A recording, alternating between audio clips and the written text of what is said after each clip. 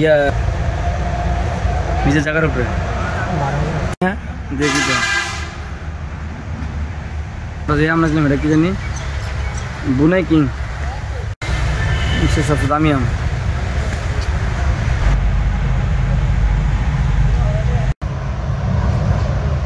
আল্লাহ পৃথিবীতে কত এটা সোহান ভাই আমি বিভিন্ন কাজে কলম করি, কাজ শিখি। সোহান ভাই আমাদের কাজ শিখায়। সোহান ভাই বিদেশ থেকে নতুন নতুন জাত আনে, আমাদেরকে কাজ শিখায় সোহান ভাই আমাদেরকে। সোহান ভাই নতুন নতুন আমের চাষ করে, অত কলম করে।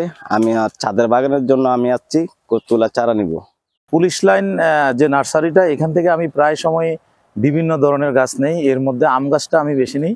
আমি আম বাগান করছি, এখান থেকে আমি অনেকগুলা চারা নিছি।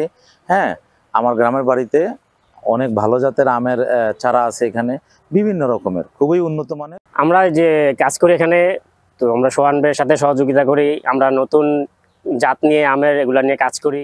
আমাদের নতুন রিলিজকৃত যে ভ্যারাইটিগুলো আছে অস্টিন গোল্ড, বেলি বারবেস, গ্লেন, মায়া, হেডেন, ভ্যালেন্সিয়া প্রাইড, লেমোজেস্ট, এরকম প্রায় 30-এর মতো, কারাবাও, এরকম 30-এর অধিক ভ্যারাইটি আছে যেগুলো বাংলাদেশে এগুলো বাংলাদেশের মার্কেটে আমরাই বিপণন করছি।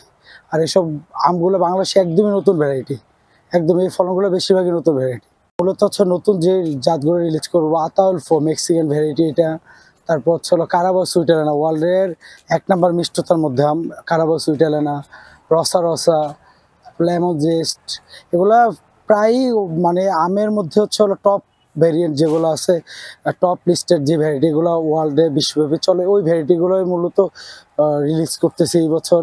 এছাড়া আগামীতে আরও বেশি রিলিজ হবে। এরকমভাবে পর্যায়ক্রমে আমরা রিলিজ করি এইসব ভ্যারাইটিগুলো প্রতি বছর। মিয়াজাকি বা ওই যে ব্যানানা ম্যাঙ্গো বা বিদেশি সূর্যডিম্ব যে আমগুলি আছে, এগুলি আপনি একটু কৃষি গবেষণার সাথে একটু লিঙ্ক রেখে আপনি এগুলি চাষ করেন।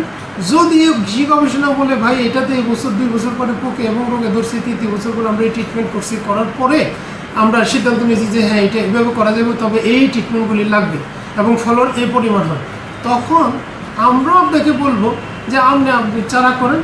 আমরা বলবো মানুষকে ওইখানে সূর্যডিম্ব আছে, ব্যানানা ম্যাঙ্গো আছে, তারপরে এই যে মিয়াজাকি আছে, আপনারা নেন।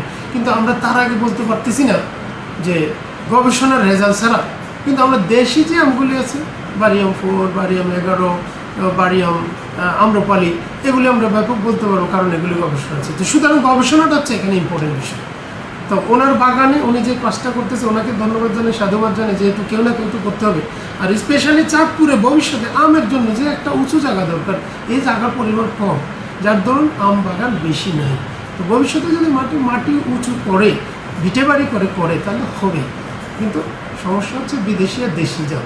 বিদেশি জাতগুলি আমাদের দেশের মাটি, আবহাওয়া, তারপরে আমাদের টেম্পারেচারের সাথে যদি খাপ খায়, আর এর রোগ আর ফোকের বিষয়টা যদি জানা যায়, তাহলেই সম্ভব বিদেশি আমি দেশে চাষ করে আমরা এই দেশ ও জাতির উন্নয়নে আমরা ভূমিকা পালন করতে পারি।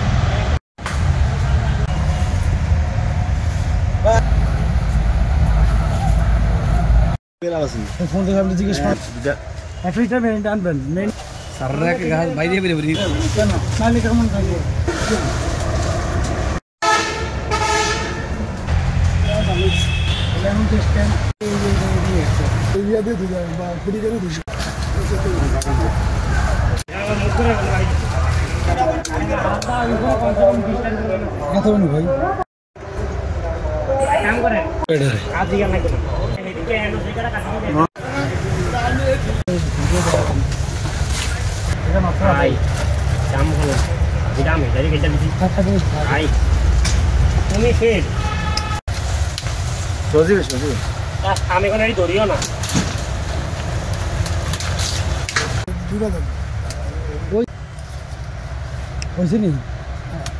এই যে দড়িটা কাইটটা